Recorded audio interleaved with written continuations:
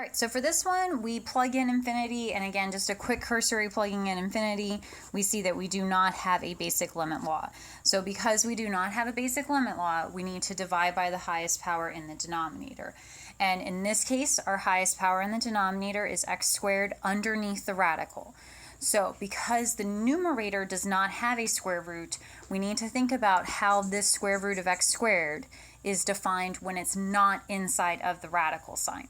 So to do that, we break this up into a piecewise function, and remember that it's very important that we determine which piece we are on.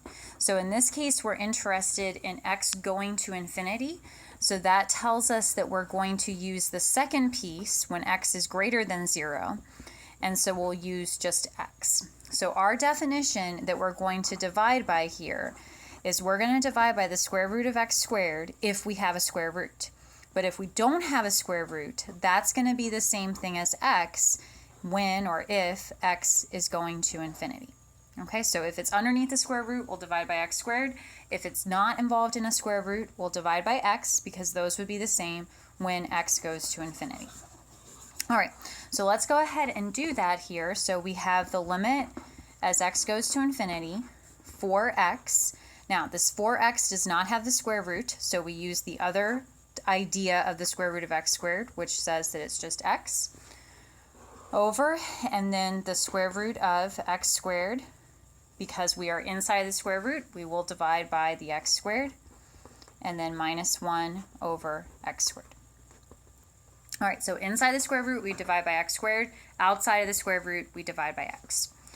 Now we simplify. So when we simplify here, we do see that there's some nice simplification that happens. These x's cross to 1. The x squared over x squared crosses to 1.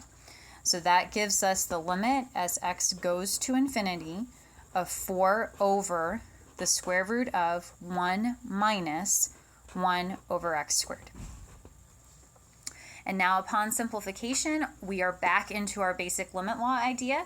So the 4 is going to stay as 4, the 1 is going to stay as 1, but because this x is in the denominator, that is going to go to 0.